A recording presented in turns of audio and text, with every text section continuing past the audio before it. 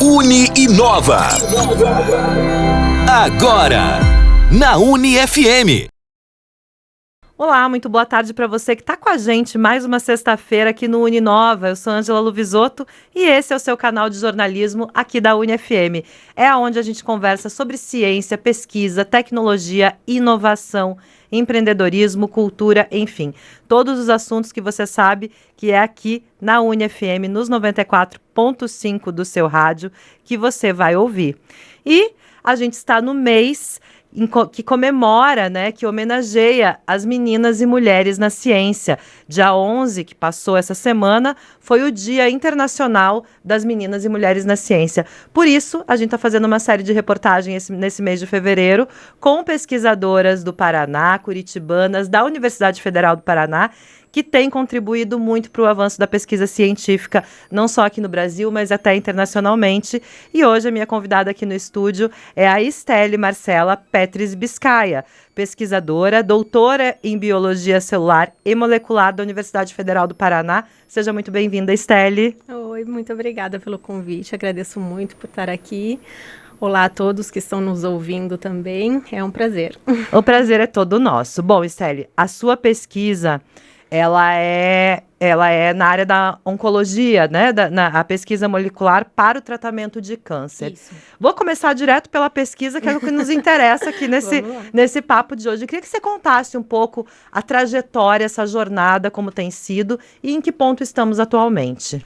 Sim, então eu comecei essa linha de pesquisa especificamente, né, com o meu mestrado ali no Departamento de Biologia Celular aqui da Universidade Federal do Paraná. E dentro desse mestrado, nós desenvolvemos um projeto com o professor Edivaldo da Silva Trindade e a professora Célia Regina Cavicchiolo Franco, de buscar, então, novos tratamentos para o câncer de pele do tipo melanoma, né? Então, o câncer de pele tem dois tipos, um menos agressivo, que é chamado de não melanoma, e um mais agressivo, que é o melanoma. Então, a gente resolveu tentar investir nesse campo de pesquisa.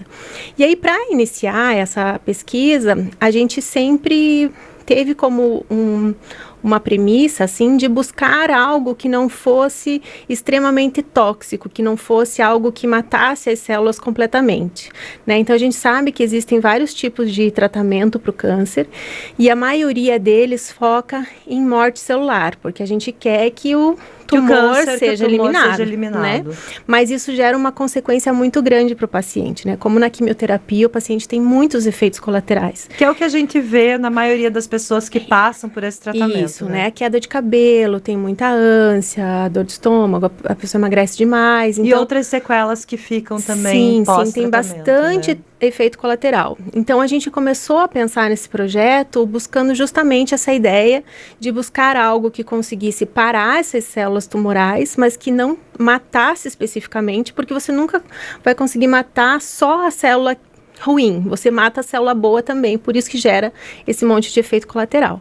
Então, né, pensando nisso, nós começamos a busca por produtos naturais. Então, em colaboração com o Departamento da Bioquímica, da Química de Carboidratos, lá com o professor Marcelo Iacomini, ele faz ali no departamento o isolamento e purificação de moléculas que são extraídas de cogumelos comestíveis. Então, não é um extrato, não é o cogumelo seco, não é uma cápsula, ele isola esse composto e purifica, então é algo extremamente refinado, né? Uhum. Então, lá no meu mestrado eu comecei com diversas moléculas, né? Porque a gente não tinha experiência ainda, né? E não tinha na literatura nada sobre, é assim que a gente faz ciência mesmo, né? Sim, é pesquisar, né? É pesquisar, isso então... é ser pesquisadora, né? Certo. A gente tem uma base na literatura que é possível que que essa linha gere resultados, então a gente nunca começa do nada, simplesmente, né? A gente tem alguns indícios da literatura que alguns outros pesquisadores já fizeram, que nos indica que possivelmente pode ter uma ação. Então, lá no mestrado eu comecei com 6 tipos de polissacarídeos, né, que é o nome dessa classe de molécula. Então, nós começamos com 6, e aí eu fui desenvolvendo esse projeto. No final do mestrado, a gente chegou em 2 que poderiam ter um efeito mais promissor, porque a gente primeiro começa essas pesquisas somente utilizando células em cultivo celular. Então, a gente faz vários experimentos em cultivo celular e depois que você tem reais respostas, a gente passa, então, para tratar animais, para você ver esse efeito, porque... Célula de cultivo celular, só uma curiosidade, desculpa, sou leiga, e assim, só para traduzir um pouco também para os nossos ouvintes, são células criadas em laboratório com um propósito de pesquisa, para pesquisa? Isso, elas são isoladas de animais, né? Então, como o nosso foco principal dentro da pesquisa básica, você começa trabalhando com camundongos, então eu volto e começo com células de camundongos. Então, a gente cria uma linha de pesquisa assim. Então, existem bancos de células, né, que a gente compra essa célula especificamente, uma célula de tumor de pele do tipo melanoma de um camundongo específico. Então, você compra essa célula, ela vem já numa garrafinha pronta, né, tem todo um meio de cultura, temperatura, como se a gente simulasse um organismo vivo. E aí a gente trabalha dentro de salas estéreis, né, de estufas, incubadoras, que a gente chama, que mantém a temperatura, mantém percentual de umidade, e tudo para simular um ambiente, digamos que o corpo, né, o corpo de um animal. Né, a gente tem células de humanos, de camundongos, de coelhos, de vários animais, né? Então, a gente compra essa célula e começa a trabalhar dessa maneira. E aí, existem alguns experimentos chaves que a gente faz para simular as metástases que acontecem como uma segunda etapa de tratamentos tumorais, né? Ou do desenvolvimento do tumor, digamos assim, né?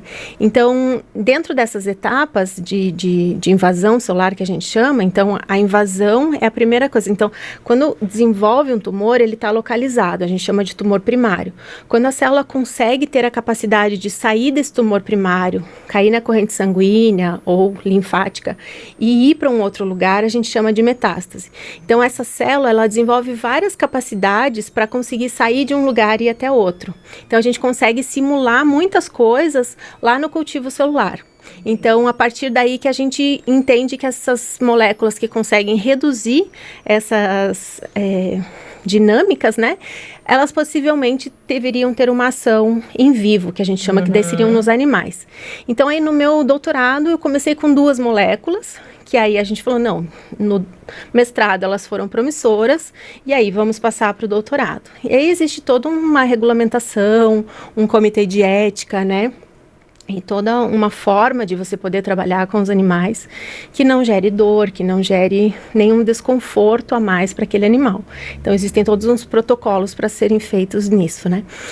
E aí, quando a gente foi para esse experimento com os animais, a gente teve, assim, uma surpresa muito grande, né? Que com 10 dias de tratamento, eu consigo reduzir 60% do volume do tumor. Um super resultado, né? Um super resultado. Então, o tamanho do tumor sem tratamento é 1, e com o tratamento, ele é 60% menor. E quando a gente fala em progressão tumoral que gera metástase, isso é muito grande, né? E aí a gente resolveu fazer isso em combinação com a quimioterapia que já existe. E aí, quando a gente fez esse grupo, um combinado, digamos assim, que tem uma ação adjuvante, essa porcentagem, ela foi para 82%. Nossa, então, quase sucesso garantido no tratamento. Sim, com 10 dias só de tratamento, né? Porque a gente tem uma limitação para trabalhar com camundongo, então. E isso, assim, a gente ficou muito feliz com esse resultado, né? E aí a gente resolveu investir nesse polissacarídeo especificamente, né? Ele se chama manogalactana parcialmente metilada e ele é extraído de um cogumelo que se chama Pleurotus eringe. Até a gente encontra no mercado municipal, em alguns mercados, mais conhecido como eringe, assim, ele é mais marronzinho. E aí a gente compra, então, esse cogumelo e extrai a molécula desse cogumelo. Que é a medicação, digamos assim. Que seria o medicamento. O medicamento. Isso, seria exatamente isso. E aí a gente começou a investir em mais pesquisa, óbvio que agora a gente tem todo um caminho, né, para seguir até ele realmente virar um medicamento. E aí o nosso primeiro passo, depois dessa descoberta, foi fazer o pedido de patente, né? Então, o pessoal da Agência de Inovação e agora da SPIN nos auxiliaram muito nessa parte, né? Mas realmente foi assim uma primeira patente dessa maneira ali da agência. E aí a gente recebeu essa carta patente oficial em dezembro do ano passado. 2024? 2024. Não, desculpa, 2023. 23. Ótimo. Não é ano passado, ano A retrasado. pesquisa já tem algum tempo, né?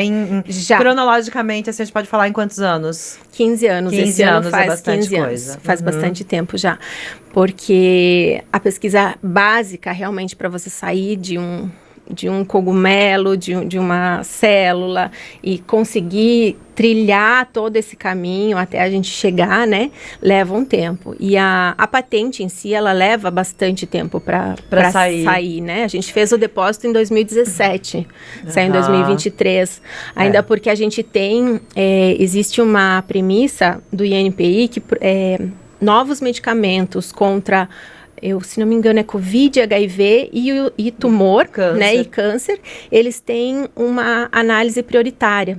Então, a gente conseguiu ver isso e fazer um pedido de análise prioritária para a gente conseguir ter esse retorno antes, né? E aí, depois desses resultados, a gente continuou a pesquisa para tentar entender como que é o mecanismo de ação, como que ele realmente atua no organismo, né? Como que isso acontece. A gente fez vários outros ensaios também para ver a segurança, se não tinha uma toxicidade, se isso não poderia afetar algum outro órgão dos animais, né? A gente já fez vários exames de sangue. Então, assim, até o momento a gente não conseguiu, a gente, né, não visualizou nenhum efeito colateral desses animais. Né? E aí a gente tem alguns artigos publicados, né, com isso, a patente já saiu, já está oficializada. E então a gente continua nessa sequência, nesse momento. E o próximo passo, qual é? O próximo passo agora é a busca por novos parceiros, né? Porque a gente precisa fazer agora uma produção em escala semi-industrial, digamos assim, para que a gente consiga, então, fazer um dossiê, né, que gere uma documentação para a gente fazer um pedido na Anvisa para iniciar, então, testes clínicos com humanos. É isso que eu ia te perguntar, como é que funciona essa burocracia para conseguir chegar nesses testes clínicos com humanos? Essa montagem desse dossiê para a Anvisa, ela é um pouco burocrática, né? Eles pedem toda uma regulamentação, existem poucos lugares que fazem isso. É um pouco caro para a gente com o financiamento dos órgãos de fomento, mas a gente está em busca de novos parceiros para isso. Então a gente está numa fase agora de experimentação em laboratório, que é estudar a parte farmacológica, diferentes vias de administração, se por injetável tem o mesmo efeito de uma administração oral, se diferentes concentrações a gente tem o mesmo resultado. E a gente chegou em vários outros resultados que são bem promissores, sabe? Porque diferentes vias de ação a gente encontrou a mesma eficiência, digamos assim. Sim, perfeito. Então, a gente está bem feliz, né? Porque óbvio que se a gente conseguir produzir um medicamento que é via oral, né? Que a pessoa só precisa engolir, é muito mais fácil do que ter que tomar uma injeção. É revolucionário para o tratamento do câncer, né? E aí essa é a nossa nova busca agora. Ótimo. Você é um pouco específica agora na minha pergunta, Estelle, porque me despertou uma curiosidade. Você começou essa pesquisa especificamente tratando câncer de pele. Esse tratamento, depois da pesquisa concluída, dos testes em humanos, quando a gente conseguir avançar, ela também pode ser extensiva, esse tratamento pode ser extensivo para outros tipos de câncer? Isso é possível ou eu estou falando uma grande bobagem? Não está falando bobagem, não. A gente acredita que ele pode ser extensivo para outros tumores também, outros tipos de câncer. A gente, pela literatura, a gente visualiza que existem, né, vários tratamentos que podem, de uma forma ou outra, acabar auxiliando em vários tipos de cânceres. Mas a gente não fez ainda nenhum teste com outros tipos de câncer. Por quê? Porque cada tipo de câncer, ele é muito específico, né? Ele tem as suas particularidades. Então, como estava dando certo, a gente resolveu continuar nessa linha. Mas a gente pra pensa... acompanhar a evolução, Isso. né? Mas a gente pensa em testar em câncer de mama, em outros tipos de câncer também, para ver essa eficiência. E a escolha do câncer de pele teve a ver com grau de incidência na população, algo do gênero, ou foi uma questão mais biológica mesmo para vocês enquanto pesquisadores? Quando nós pensamos, né, nesse câncer especificamente, óbvio que já tinha uma linha dentro do nosso laboratório que já pesquisava esse tipo de câncer. Então, o que acontece muito na pesquisa dentro das universidades é que, assim, o professor, ele já tem uma linha de pesquisa, e aí dentro do que o professor tem a sua expertise, você propõe, né, junto com o teu orientador, você propõe algumas novas ideias, né? Entendi. Que a pesquisa sempre você tem que fazer alguma coisa que nunca ninguém fez. Então, por isso que tem que ser uma coisa nova mesmo. E geralmente é uma evolução daquela linha de pesquisa, Isso. né? Então, quando eu entrei no laboratório, o professor Edivaldo e a professora Célia já estavam no começo desse trabalho com melanoma, e aí eles já tinham tido alguns outros resultados com outros produtos naturais que tiveram um bom resultado. E aí a gente resolveu seguir na mesma linha por conta de entender o tipo de célula que você está trabalhando e todo um custo também que essas células em cultivo apresentam, né? É uma pesquisa cara de se fazer, né? O cultivo celular, ela é uma pesquisa muito cara. Então, por conta disso, a gente resolveu fazer em melanoma. Mas também a gente costuma começar com alguma coisa que é bem agressiva. O melanoma, ele é um dos tipos de cânceres de pele que é menos... a incidência dele é menor, né? Existem menos casos, mas a agressividade e o índice de morte é alto. Porque tem pacientes que em 6 meses já está com a metástase no corpo inteiro.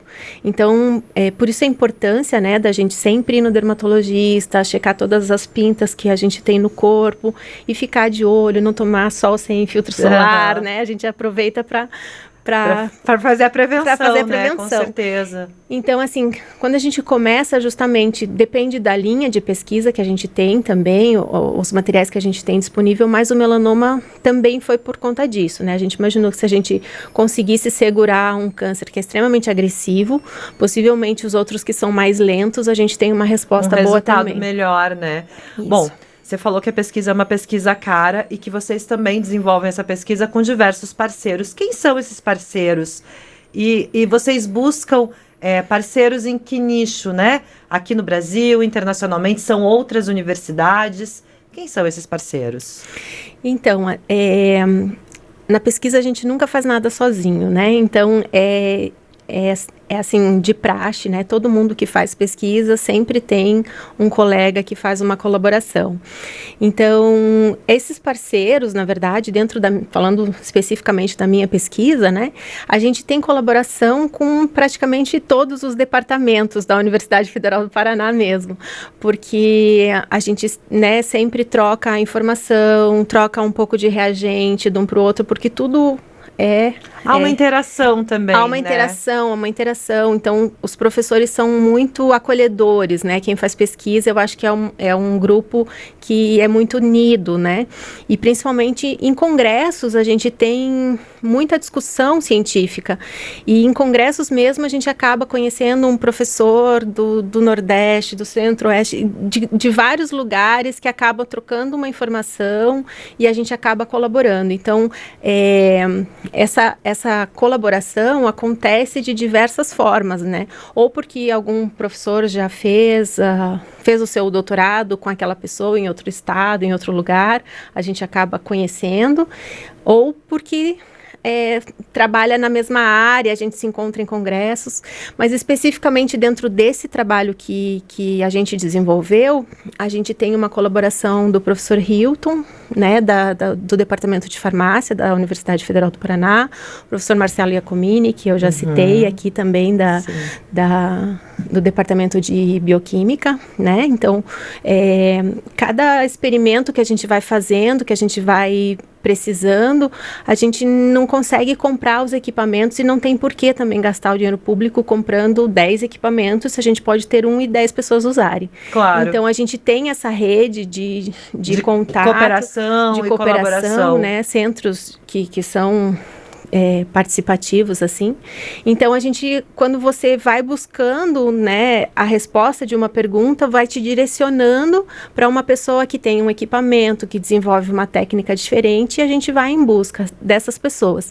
Mas também a pessoa que hoje faz essa extração e purificação, para mim, também era uma aluna da Federal, que hoje é professora em Goiás, da Universidade Federal do Catalão. Então, ela também participa disso. E um grande colaborador que a gente tem, que a ideia da colaboração surgiu de um evento que a gente fez na Federal e convidou ele para vir palestrar, e durante as discussões dentro desse evento, a gente desenvolveu, assim, uma colaboração muito rica. É o professor Dr. Roger Chamas, do ICESP, que é um instituto do câncer do estado de São Paulo, Legal. dentro da USP. Então, ele é um dos nossos maiores colaboradores hoje em dia, né? Então, a gente faz várias visitas ao ICESP, eu vou muito lá, né? E aí a gente acaba fazendo essa troca de informação e de colaboração muito grande. E também, durante o meu doutorado, eu fiz um período fora do país, que a gente chama, dentro da ciência, que é o doutorado sanduíche, Sim. né? Que a gente brinca, que a gente faz o pão aqui e vai buscar o recheio fora. O recheio fora, exatamente. Então, eu fiz um período de 5 meses nos Estados Unidos, na Universidade do Sul da Flórida, dentro de um instituto de câncer chamado MOFT, com o Dr. Robert Gillis.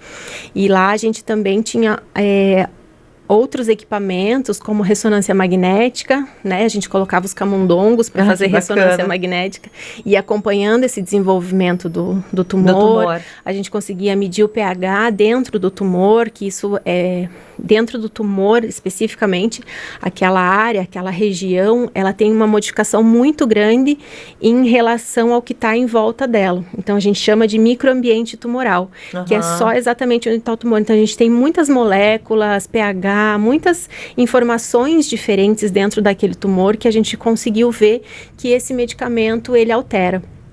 Então, foi bem expressiva, assim, essa busca fora.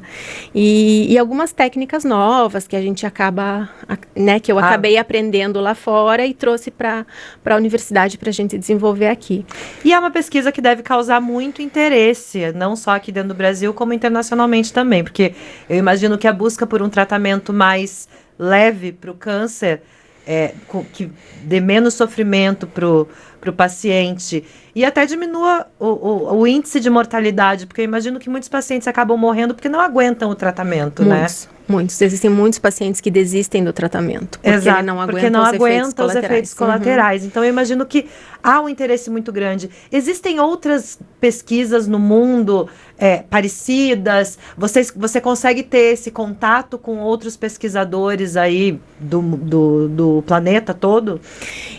A gente encontrou, na verdade, alguns ensaios clínicos que estão sendo feitos ao redor do mundo com moléculas parecidas, mas não exatamente iguais. Assim, eu nunca encontrei ninguém que utilizasse a mesma coisa que eu faço, sabe?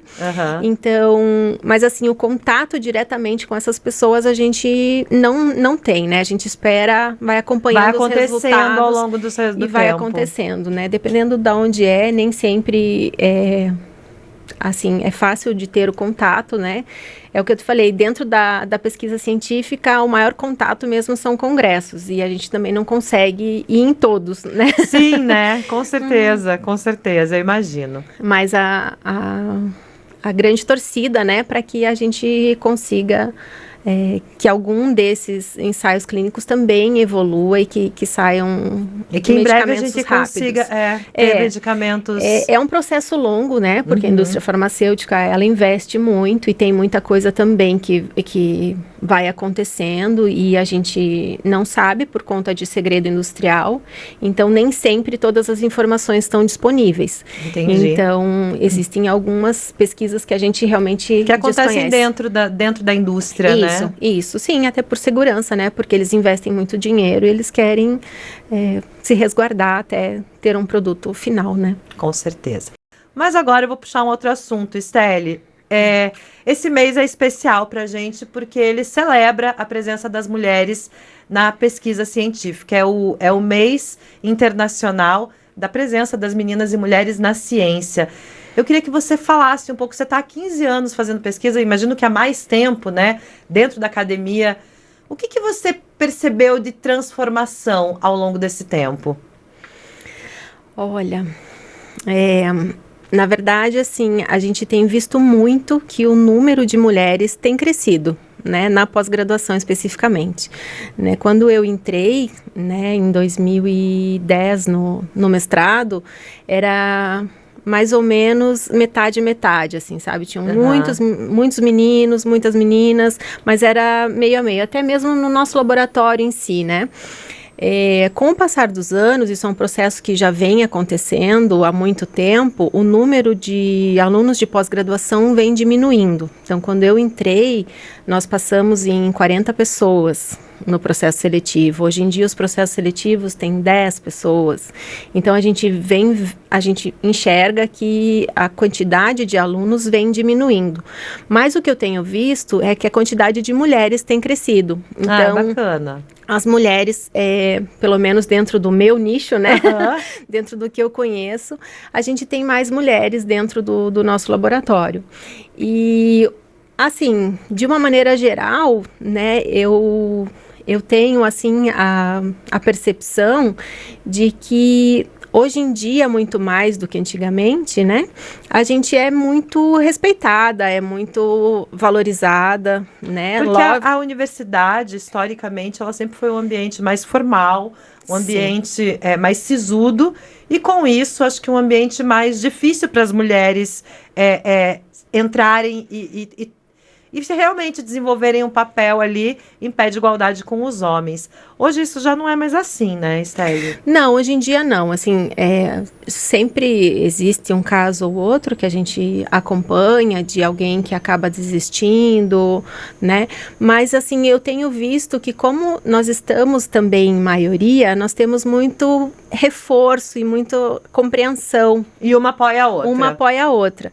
Então, eu acho que nesse ponto ficou muito melhor, né? Quando eu comecei, eu era a única pessoa casada, a única pessoa que já tinha filho, né? Eu fiz ao contrário, eu fiz o inverso. Você fez primeiro, cuidou da família e depois foi pesquisar. Isso, eu me formei em farmácia e bioquímica, daí eu casei, tive uma filha, e quando minha filha tinha 2 anos que eu voltei a estudar e fui fazer especialização, depois mestrado, doutorado, e já tô no 3º pós-doutorado. Que maravilha. Mas, no começo, assim, dentro do laboratório mesmo, existia um pouco de diferença, né? Porque eu era a única casada, a única que tinha compromisso de pegar o filho na escola, né? Mas eu sempre tive muito apoio dos professores que me orientavam, assim. Mas eu via que era mais, assim, que eu era diferente de todo mundo que estava ali, né? Nunca sofri nada dentro do laboratório, nenhuma repressão, mas eu entendia que eu era um pouco diferente.